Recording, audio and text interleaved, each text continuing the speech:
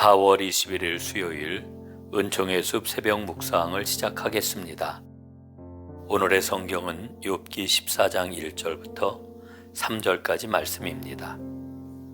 여인에게서 태어난 사람은 생애가 짧고 걱정이 가득하며 그는 꽃과 같이 자라나서 그림자같이 지나가며 머물지 아니하거늘 이와 같은 자를 주께서 눈여겨 보시나이까. 욥의 기도와 희망. 엘리바스와 빌닷, 소발과의 대화에서 기대할 것이 없다고 생각한 욥은 하나님께 자기의 문제를 들고 갑니다. 자기의 억울한 사정을 털어놓겠다고 다짐합니다. 욥은 자신의 속사정을 기도문 형식으로 토로하고 있지요. 13장 21절입니다. 나를 치시는 그 손을 거두어 주시고 제발 나를 두려워 떨지 않게 해 주십시오. 욥이 말하는 것을 보면 그에게는 용기와 두려움이 함께 작용하고 있는 것을 발견합니다. 그리고 나서 욥은 하나님께 내가 지은 죄가 무엇입니까? 내가 무슨 잘못을 저질렀습니까? 내가 어떤 범죄에 연루되었습니까? 하고 자기가 왜 이런 고통을 당해야 하는지를 묻습니다. 이와 같이 부당한 고난에 대한 하나님의 정의를 따지는 물음을 신정론이라고 부릅니다.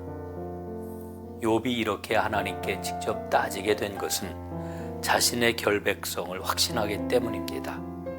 자신이 당하는 고통은 자기의 죄와 상관없는 부조리하고 부당한 고통이라고 말하는 것이지요.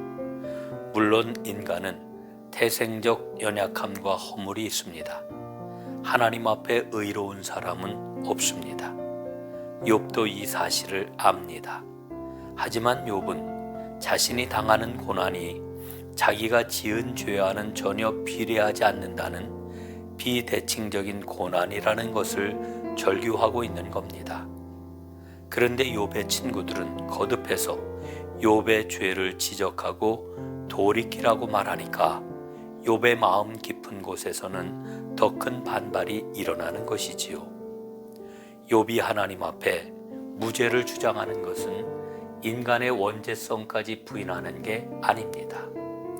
욥은 자신이 하나님에 의해 막다른 골목에까지 내몰린 상태라고 이해를 합니다. 그래서 하나님께 자신의 소망을 아뢰입니다. 그러므로 사람에게서 눈을 돌리셔서 숨을 좀 돌리게 하시고 자기가 살 남은 시간을 일꾼만큼만이라도 마음껏 살게 해 주십시오. 욥은 한 줄기 희망을 버리지 않습니다. 그는 나무를 바라봅니다. 찍혀도 다시 움이 돋는 나무, 늙어서 그루터기가 흙에 묻혀 죽어도 물기운만 들어가면 다시 싹을 내는 나무, 죽은 듯이 보여도 수액만 있으면 다시 소생하는 나무에게서 희망을 봅니다. 하지만 인간은 다릅니다. 여기에서 욥의 희망은 다시 사그라지는 겁니다.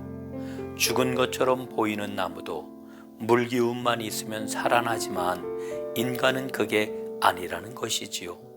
인간은 물이 말라버린 강처럼 죽으면 다시 소생시킬 수 있는 방법이 없습니다. 그렇다면 희망은 어디에서 찾을 수 있을까요? 놀랍게도 욥은 스올에서의 쉼을 말합니다. 스올은 쉽게 말하면 선악에 따른 형벌과는 무관한 장소, 죽은 자들의 대기 장소쯤으로 볼 수 있습니다. 욥은 하나님의 진노가 그칠 때까지 스올에 들어가 있기를 소원합니다. 욥은 스올에 숨어 하나님이 정하여 놓으신 시간에 자신을 다시 기억하시고 회복하실 그날을 기다리겠다는 겁니다.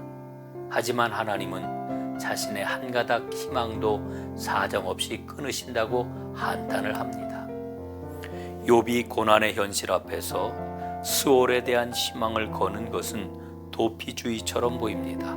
하지만 요한계시록을 보면 현실에서 부당하게 고통당하는 성도들에 대한 보상이 약속되고 있습니다. 욥기는 묵시문학의 발전 과정에 깊은 영향을 끼쳤습니다. 비록 이유를 모르는 부당한 고난을 당할지라도 이는 일시적입니다. 반드시 승리할 것입니다. 우리는 비록 나무는 아닐지라도 생수의 근원이 되시는 예수님을 의지하고 그분과 연결되어 있을 때 결국 고난은 지나가고 새로운 생명의 움이 터서 나뭇가지가 살아나고 우를 창창한 숲을 이루게 될 것입니다. 까닭을 모르는 고난을 만날 때 우리는 절망합니다. 하지만 어떤 순간에도 생수이신 예수님과 연결되어 있으면 생명이 살아나게 됩니다. 이 믿음으로 승리하게 하옵소서. 아멘.